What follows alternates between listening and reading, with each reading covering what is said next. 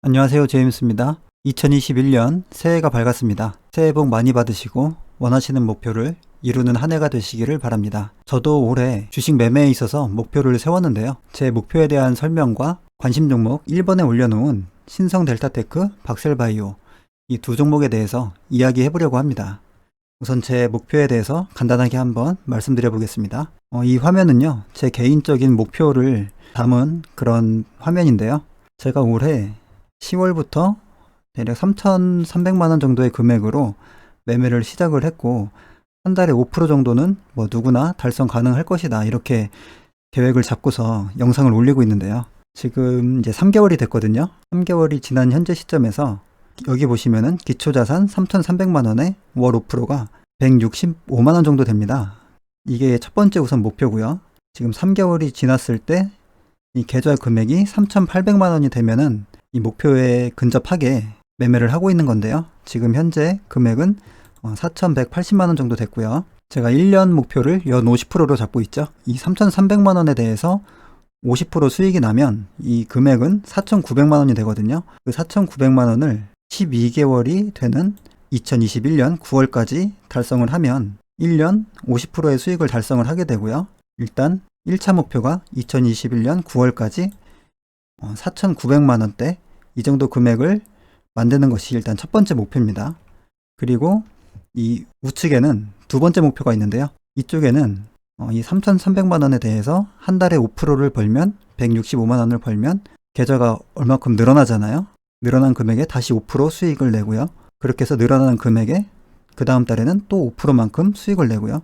말 그대로 복리 개념을 적용을 하는 거죠. 그렇게 해서 복리 개념을 적용했을 때 여기에 나오는 이 계좌 금액을 달성하는 것이 두 번째 목표거든요. 그래서 지금 현재 3개월이 지난 시점에서 복리 개념으로 적용을 하면 이 3,300만 원이 3개월 만에 3,800만 원 이 정도 돼야 되는데 평가액을 보면 4,100만 원으로 약간 좀 초과해서 달성을 했습니다. 그리고 이 금액은 거의 2월달 목표 금액에 거의 근접한 정도로 현재 지금 진행이 되고 있고요.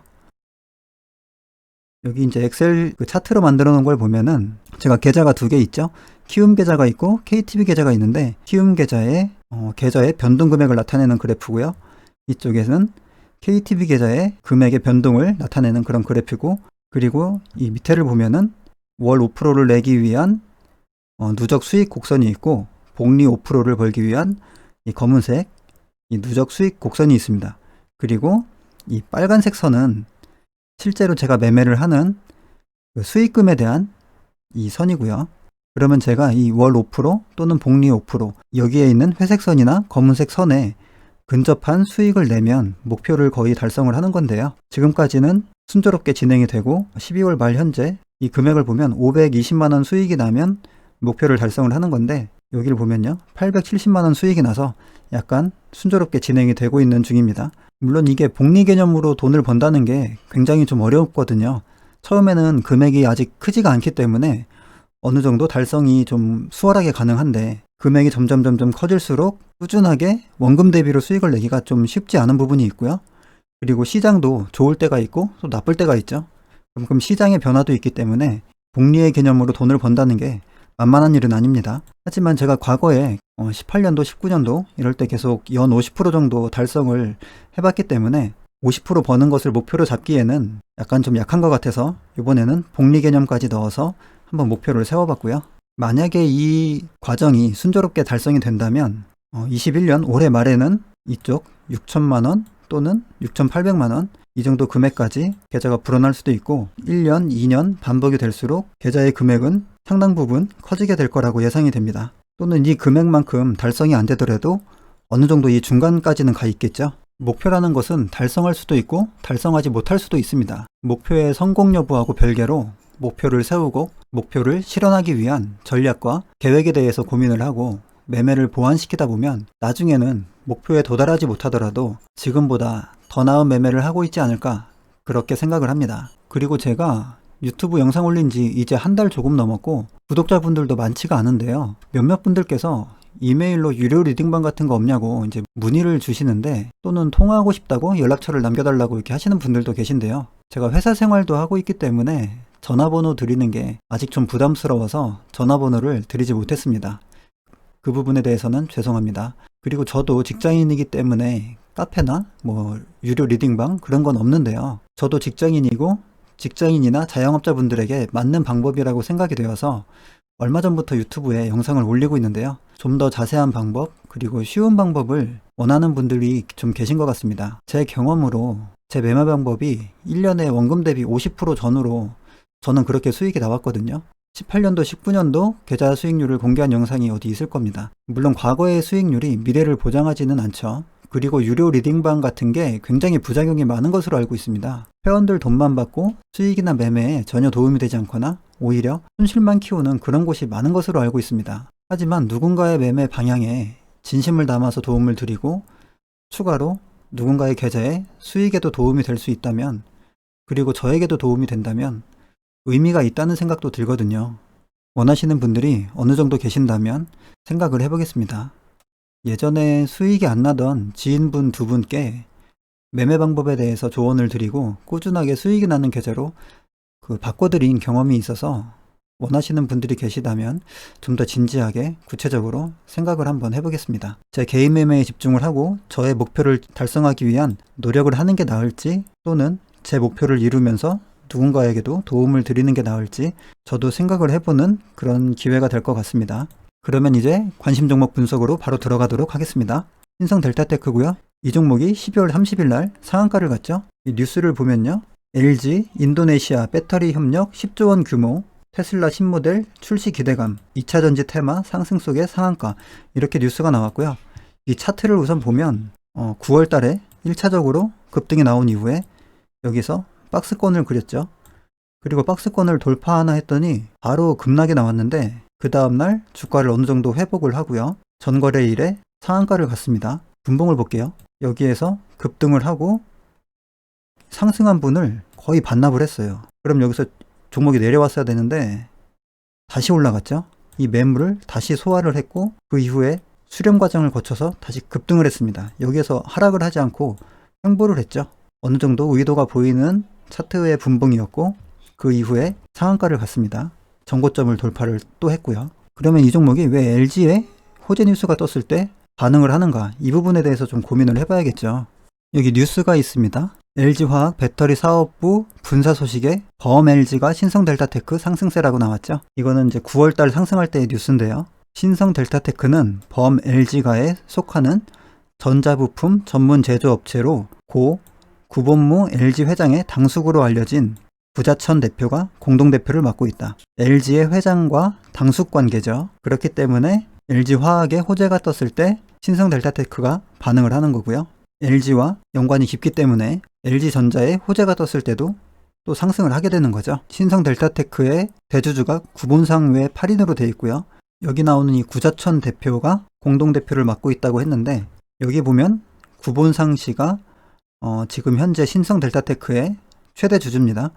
이 구본상 씨는 구자천 그 회장의 아들입니다. 그리고 금감원 공시에 가서 분기보고서를 한번 보겠습니다. 신성 델타테크의 분기보고서고요.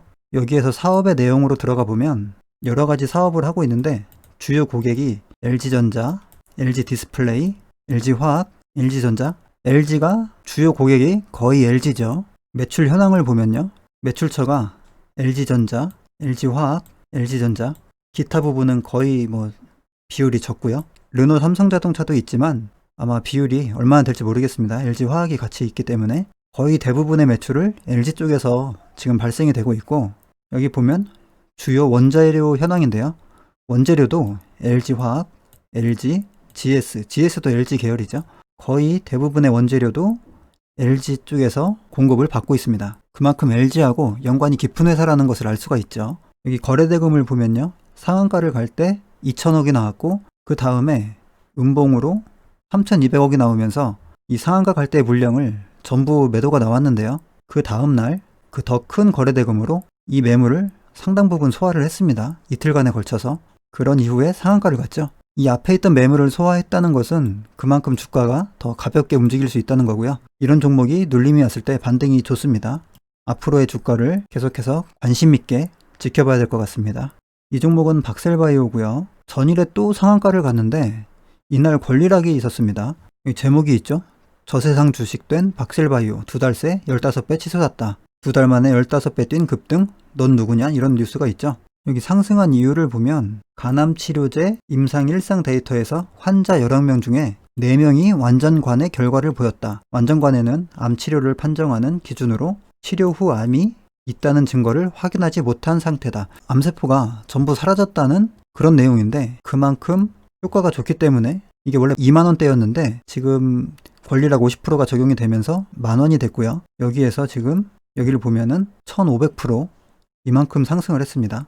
만원에서 16만원. 대략 16배죠. 엄청난 급등을 했고요. 지금 무상증자를 했기 때문에 무상증자의 그 신주가 30일 종가 기준으로 신주가 상장이 되면 시가총액이 2조 5천억 이 정도까지 불어난다고 하거든요. 이 회사가 여기 매출액을 보면 매출액이 지금 없습니다. 매출액이 없기 때문에 회사를 유지하기 위한 비용이 들어가서 계속 적자가 나고 있는 상황이고요. 그리고 이 권리락 이래는 보통 주가가 권리락 50%면은 주가가 기존보다 절반 가격으로 내려오게 되거든요. 그러면 20만원짜리가 10만원이 되면 싸 보이는 그 착시 효과로 인해서 그날 보통 이렇게 상승을 하는데 상승하다 내려오는 종목도 있고 이 종목처럼 재료가 좋으면 강하게 상한가까지 또 올리는 경우가 있는데요. 지금 현재의 주가는 너무 높지 않은가 이렇게 생각이 되거든요. 매출도 전혀 없는 회사가 기대감만으로 지금 주가가 16배가 올랐습니다. 이미 재료에 대한 그 기대감이 주가에 모두 반영이 되었다. 이렇게 생각할 수도 있고요. 무상증자를 했기 때문에 무상증자를 하면 발행 주식수가 바뀌게 되는데요. 발행 주식수가 바뀌게 되면 주가의 움직이는 패턴도 변화가 생깁니다. 그렇기 때문에 유상증자나 무상증자, 권리락 이렇게 주가의 수량이 변하는 경우에 매매하는 데 있어서 상당히 조심을 해야 되는데요.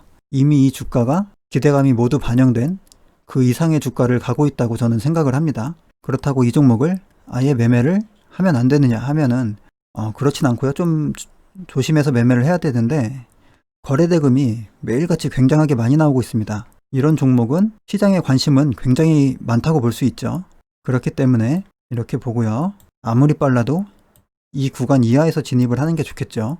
주가가 16배나 상승을 했기 때문에 빠른 시간에 아주 깊은 조정을 줄 때 매수를 해서 기술적인 반등만 먹고 빠지는 그런 방법으로 매매를 하는 게 안전합니다. 급등한 주가일수록 깊은 자리를 기다려야 됩니다. 특히 저처럼 장중 대응을 잘 할 수 없는 직장인들은 아무리 빨라도 이 위에서는 매매를 하는 것은 위험하고요. 좋은 자리를 기다려야 됩니다.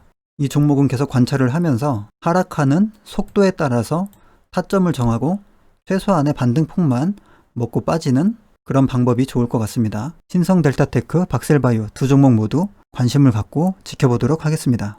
그리고 아직 연휴가 이틀 남았는데요. 연휴 동안에 올해 매매할 만한 그런 종목들에 대해서 또 영상을 준비해 보도록 하겠습니다. 2021년 새해가 밝았습니다. 새해에는 모두 계획하신 일들 이루시길 바라고요. 돈도 중요하지만 돈보다 건강이 중요합니다. 항상 건강관리 잘 하시고 성공 투자하시기 바랍니다. 영상 봐주셔서 감사합니다. 제임스였습니다.